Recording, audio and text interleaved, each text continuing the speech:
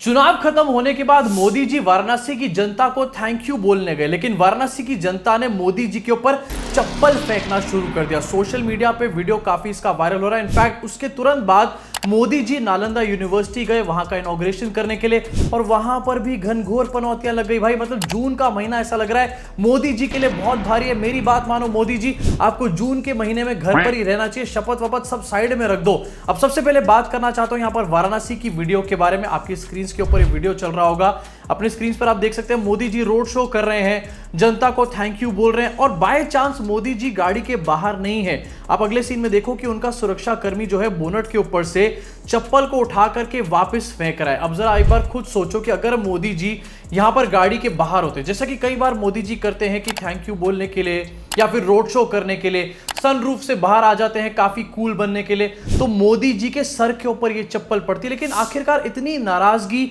वाराणसी के अंदर क्यों है मोदी जी को लेकर, ये एक बड़ा सवाल निकल करके खड़ा होता है। अब जहां पर वाराणसी में चप्पल इंसिडेंट हुआ है, इसके अलावा कुछ और भी चीजें सामने आई, लेकिन उसको बताने से पहले यहां पर बात करना चाहूंगा आदिवासी हेयर ऑयल के बारे में। अपने सब्सक्राइबर्स को यहां पर थैंक यू बोलना चाहूंगा, क्योंकि आदिवासी हेयर ऑयल वालों से मेरी बात हुई थी और उन्होंने बताया कि मेरे काफी सारे सब्सक्राइबर्स ऐसे हैं जो वहां पर डायरेक्टली जाकर भी जेन्युइन आदिवासी हेयर ऑयल खरीद रहे हैं। लेकिन अभी भी बहुत सारे सब्सक्राइबर्स ऐसे हैं जिनका मुझे अलग अलग प्लेटफॉर्म्स मैसेज आता है ये कह के कि वो फर्जी आदिवासी स्कैम में फंस चुके हैं और उन्होंने 500-600 का कहीं से ऑयल खरीद लिया, उसकी वजह से उनका हेयर फॉल काफी ज्यादा बढ़ चुका है। अब अगर आपने ऐसा कुछ फर्जी आदिवासी हेयर ऑयल मंगवा लिया है तो अभी भी आपको बता देना चाहता हूं कि जेन्युइन आदिवासी हेयर ऑयल ही मंगवाओ। काफी सारा स्कैम चल रहा है इस टाइम पे मार्केट में, और अगर आपको जेन्युइन प्रोडक्ट मंगवाना है तो नीचे डिस्क्रिप्शन में नंबर्स दे रखे हैं बकायदा मैंने, और लिंक भी वेबसाइट का दे रखा है। इनफैक्ट आप इन नंबर्स पे बात करके जेन्युइन आदिवासी हेयर ऑयल कैसे बनता है वहां पर जाके देख भी सकते हो और खरीद भी सकते हो। अब आगे बढ़ना चाहूंगा और बात करना चाहूंगा वाराणसी की ही कुछ और वीडियोस के बारे में। अपने स्क्रीन पे सबसे पहले इस फोटो को देखिए। सबसे पहली चीज, मोदी जी यहां पर पूजा बिना कैमरे के कर ही नहीं सकते ऐसा लग रहा है। मतलब पंडित ना हो तो चलेगा, लेकिन कैमरा भैया जरूर होना चाहिए चीचा के साथ। लेकिन एक बड़ा सवाल निकलकर यहां पर यह खड़ा होता है, चप्पल पड़ी चलो वो तो एक बड़ा क्वेश्चन मार्क है, लेकिन मोदी जी जो पूरे इलेक्शन में अयोध्या की बात कर रहे थे, राम मंदिर की बात कर रहे थे, इनकी पूरी पार्टी राम मंदिर के बारे में बात कर रही थी, और मोदी जी ने यहां तक भी कह दिया था कि अगर विपक्ष वालों की सरकार बन गई तो राम मंदिर पे बाबरी मस्जिद का ताला लगा दिया जाएगा। वो चुनाव खत्म होने के बाद अयोध्या क्यों नहीं गए, सीधा वाराणसी क्यों गए?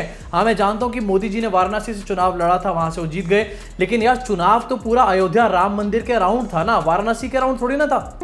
क्यों नहीं बोल रहे हो?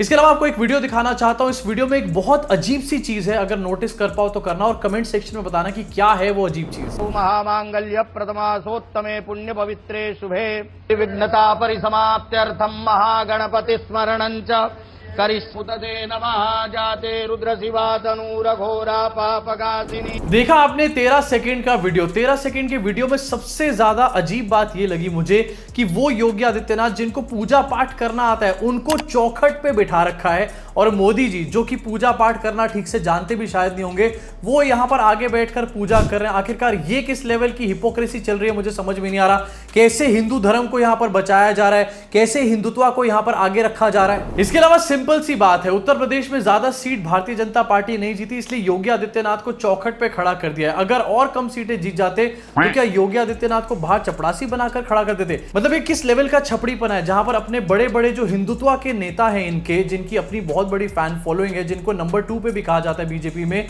उनको चौखट पे बिठाया जा रहा है। मेरे हिसाब से इधर उधर की बातें तो अलग है, लेकिन ये असली हिंदू धर्म की इंसल्ट है। इसके अलावा एक और वीडियो आपको दिखाना चाहता हूं, आपकी स्क्रीन पर इस टाइम पर चल रहा होगा। चौखट पे तो बिठाया गया वो एक अलग बात है, लेकिन दूसरी वीडियो में आप देख सकते हैं मोदी जी चल रहे हैं, मोदी जी के पीछे उनकी सिक्योरिटी चल रही है, और मोदी जी की सिक्योरिटी के पीछे यहां पर योगी आदित्यनाथ चल रहे हैं। आप देख सकते होंगे अलग अलग वीडियोस में आपको दिखाई दे रहा होगा अलग अलग एंगल से भी कि योगी आदित्यनाथ मोदी जी की सिक्योरिटी से भी पीछे चल रहे हैं। अब आप लोग सोचते होंगे कि ये तो प्रधानमंत्री की सिक्योरिटी का प्रोटोकॉल हो सकता है, ऐसा कैसा प्रोटोकॉल है? अभी मंदिर के अंदर हमने देखा कि सारे के सारे पंडित अंदर खड़े हुए थे और योगी आदित्यनाथ बाहर बैठे हुए थे। ये प्रोटोकॉल नहीं है, ये छपड़ी कॉल है। अब जहां पर ये तो वाराणसी के कुछ सीन्स मैंने आपको दिखाए, अब जरा नालंदा यूनिवर्सिटी के बारे में बात करना चाहता हूं। नालंदा यूनिवर्सिटी में भी बहुत घनघोर पनौतियां लगी है मोदी जी की।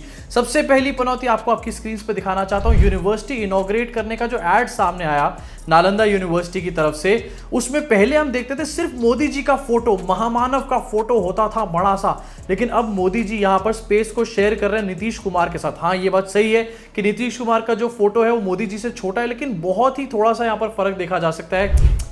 क्या हालत आ चुकी है 400 पाल के चक्कर में। इसके अलावा एक और फोटो आपकी स्क्रीन के ऊपर इस टाइम पर पेश है, जहां पर मोदी जी खड़े हैं। पहले इस तरीके की जो इनॉग्रेशन होते थे वहां मोदी जी अकेले खड़े होते थे, उनके आसपास कोई नजर नहीं आता था। इनफैक्ट वो पत्थर जिसपे इनॉग्रेशन की डिटेल्स लिखे होते कभी कभी तो वो भी फोकस में पहले नहीं होता था। लेकिन यहाँ पर मोदी जी के साथ कम से कम 20-25 लोग ऐसे हैं जो और खड़े हुए हैं। मोदी जी के साथ एक्सटर्नल अफेयर्स मिनिस्टर भी यहाँ पर खड़े हैं। उनका यहाँ पर क्या काम है मुझे समझ नहीं आ रहा। इनफैक्ट जितनी भी फोटोज यहाँ पर हुई, अपार्ट फ्रॉम दैट कि मोदी जी ने जो अपने इंस्टाग्राम के लिए और ट्विटर के लिए रील बनाई, सब में यहां पर नीतीश कुमार जो थे मोदी के साइड में खड़े हुए थे और उन्होंने पूरे कार्यक्रम में मोदी जी की स्पेस को पूरा छीन करके रख लिया था। एक और फोटो आपकी स्क्रीन के ऊपर मोदी जी पौधा उगा रहे हैं। इस तरीके की फोटोज में भी आप याद करो, पहले क्या मोदी जी के अलावा कोई और नजर आता था? अरे पहले तो कभी कभी पौधा भी नजर नहीं आता था, लेकिन यहां पर तो मोदी जी हैं, पौधा है, उसके अलावा कम से कम 1 दर्जन और लोग यहां पर खड़े हुए हैं। मोदी जी की क्या हालत हो गई है भक्तों। और ये सब कम था जो इसके बाद यहां पर नीतीश कुमार ने मोदी जी के सामने यूपीए की भी तारीफें करनी शुरू कर दी। ये कहना शुरू कर दिया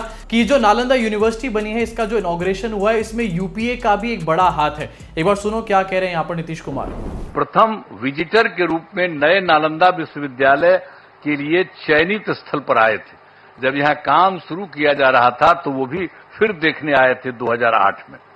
तो इन सब चीजों को बता देना जरूरी है ताकि सब लोग जान लीजिए, पुरानी बातों को भी जान लीजिए, कैसे बना, किस तरह से बना, ये सब भी।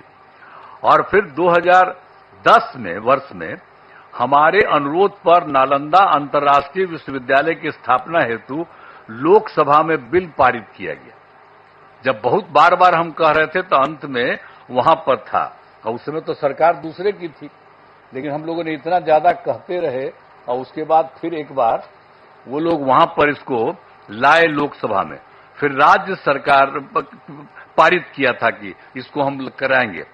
तो फिर राज्य सरकार ने नालंदा विश्वविद्यालय के लिए भूमि एवं सभी चीजों को केंद्र सरकार को ट्रांसफर कर दिया और विश्वविद्यालय का काम धीरे धीरे करके बढ़ता रहा और वर्ष 2014 से थोड़ी पढ़ाई शुरू हो गई है। अब उसके बाद केंद्र में एनडीए की सरकार बन गई थी, तब जब इनकी आदरणीय प्रधानमंत्री जी यहां पर पधारे हुए, इनकी सरकार बन गई थी और उसके बाद सही मायने में और काम शुरू इनकी सरकार ने करवाया। 2016 में इस नए विश्वविद्यालय के भवनों का सोचो, पहले मोदी जी के सामने क्या कोई किसी और को क्रेडिट दे सकता था? मोदी जी जो काम नहीं भी करते थे उसका भी क्रेडिट मोदी जी को मिलता था यहां पर। लेकिन अब क्रेडिट की जब बात हो रही है तो यूपीए की भी बात करी जा रही है और नीतीश कुमार साफ पॉइंट आउट करके दिखा रहे हैं कि जब बात हो रही है तो पुरानी भी बातें होनी चाहिए। मैंने सोचा क्यों ना आप लोगों को बता दूं। इसके अलावा आपकी स्क्रीन पे एक और वीडियो आपको दिखाना चाहूंगा जहां पर नीतीश कुमार जो है मोदी जी के हाथ में, पता नहीं ये क्या देख रहे हैं, मोदी जी के हाथ में इनको क्या नजर आ गया और इन्होंने तुरंत मोदी जी का हाथ एकदम से झपट लिया। मोदी जी भी इसके बारे में काफी नॉर्मली, काफी कैजुअली बैठे हैं। अब जरा आप अपने दिमाग में फिर से जोर डालो और ये बात याद करके बताओ कि पहले क्या मोदी जी को मंच पे बैठे हुए कोई इस तरीके से हाथ लगा सकता था? क्या मोदी जी के पास भी कोई बैठ सकता था? नहीं। लेकिन यहां पर कहानी जो है पूरी तरीके से बदल चुकी है। अब यहां पर यूपीए की बातें भी मोदी जी के सामने हो रही है, मोदी जी का हाथ भी खींचा जा रहा है और मोदी जी के साथ फोटो में पूरी स्पेस जो है घेरी भी यहां पर जा रही है। और अगर इसके बाद भी कुछ महान लोगों को ऐसा लग रहा है कि मोदी जी की पावर और ज्यादा बढ़ चुकी है तो भैया क्या ही बोलूं उनके बारे में। मुझे लगता है कि उनको अपना दिमागी इलाज कराने की जरूरत है। चलो यार, काफी हो गया मोदी मोदी, अब जरा आगे बढ़ते हैं और कुछ और भी ट्रेंडिंग चीजों के बारे में बात करते हैं। एक और वीडियो जो कि काफी ज्यादा इस टाइम पर ट्रेंड कर रहा है, महाराष्ट्र का एक वीडियो है।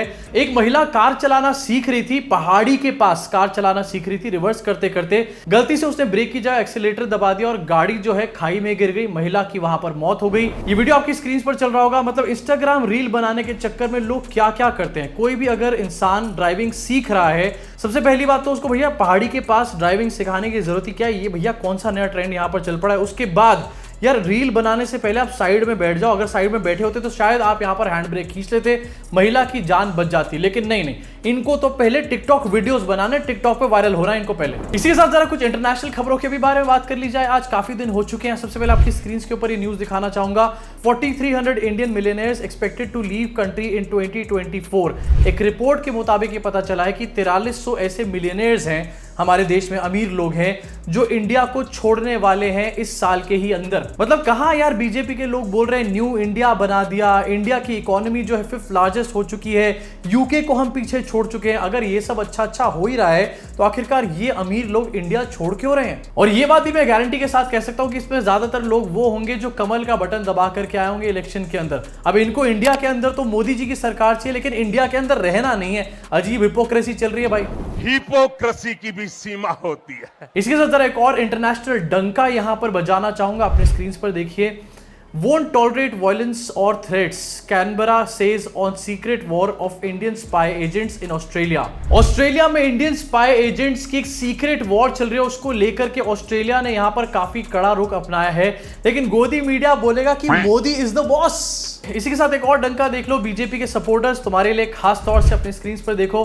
भारत उन 20 देशों में से है जहां बच्चों को जरूरी पोषक आहार नहीं मिल पा रहा है। इसमें अफगानिस्तान और पाकिस्तान भी शामिल हैं। तो यूनिसेफ की एक रिपोर्ट आई है जिसमें पूरी जानकारी दी गई है, लेकिन भैया फर्क क्या पड़ रहा है? 80 करोड़ लोगों को मुफ्त में राशन मिल रहा है, वोट तो हम कमल को ही देंगे। और अब जाते जाते आपको एक ऐसी खबर दिखाऊंगा जिसको सुन के आपके दिमाग से ना हीट वेव निकल आएगी। एक्चुअली में ये हीट वेव निकल आएगी, जहां पर दिल्ली में इस बार गर्मियों में टेम्परेचर जो है 50 डिग्री सेल्सियस क्रॉस कर गया, वहीं दूसरी तरफ यूके में इस टाइम पर 26 डिग्री सेल्सियस में हीट वेव डिक्लेयर कर दी गई है। भाई 26 पे तो मेरा एसी चल रहा है इस टाइम पर।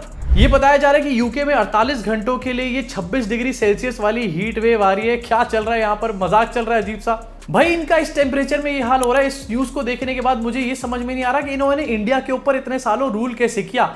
अब समझ में आया कि आखिरकार इतने सारे हिल स्टेशन इन्होंने क्यों बसाए हैं। और यूके के लोगों को बताना चाहता हूं 26 डिग्री सेल्सियस हीट वेव, भाई मुंबई के लोगों के लिए यहां पर 26 डिग्री सेल्सियस में सर्दियां आ जाती हैं। इनफैक्ट इस पर काफी फनी मीम्स और नेटिजन्स का रिएक्शन भी सामने आया जो कि आपसे शेयर करना चाहता हूं। अर्पित इस खबर के साथ लिखते हैं, भाई हमारे यहाँ कंबल ओढ़ लेते हैं 26 डिग्री में। इसके अलावा ध्रुव यहाँ पर लिखते हैं कि इनके एसी में रेंज कितनी होती है? भाई 0 से 16 डिग्री होती होगी शायद। ऋष लिखते हैं, भाई 28 डिग्री में तो घर वालों ने एसी का टेम्परेचर सेट कर रखा है। और एक एनानिमस आपको मीम दिखाना चाहता हूं जहां पर टाइगर श्रॉफ खड़ा है और लिख रहा है कि ये जो तेरा टॉर्चर है वो तो मेरा वार्म अप है। एक्चुअली इंग्लैंड के लोगों से यही बोलना चाहेंगे हम लोग कि यार ये जो तुम्हारा टॉर्चर है ये हम लोगों के लिए सिर्फ वार्म अप है। अब जहां पर हीट वेव एक एक्चुअल प्रॉब्लम है इंडिया के अंदर इस टाइम पर, वहीं अगर हमारे नेताओं से पूछो ना कि ग्लोबल वार्मिंग के ऊपर क्या सोचना है उनका, तो क्या बोलते हैं? खैर बाकी की सारी खबरों के ऊपर भी आपका क्या सोचना है नीचे कमेंट सेक्शन में अपनी भड़ास को पूरी तरीके से निकाल डालो। मैं आपसे मुलाकात करूंगा इस चैनल के अगले वीडियो में। और हाँ, अगर जेन्युइन आदिवासी हेयर ऑयल खरीदना है तो डिस्क्रिप्शन में लिंक और नंबर दे रखा है। बहुत सारे लोग मुझे क्रिटिसाइज कर रहे हैं आदिवासी हेयर ऑयल को प्रमोट करने के लिए, लेकिन यार यहाँ पर कहना चाहूंगा कि कम से कम अडानी अंबानी को तो प्रमोट नहीं कर रहा ना, देश के आदिवासियों को प्रमोट कर रहा हूं और यही हमारे को करना भी चाहिए। मुलाकात करूंगा आप सब लोगों से इस चैनल के अगले वीडियो में।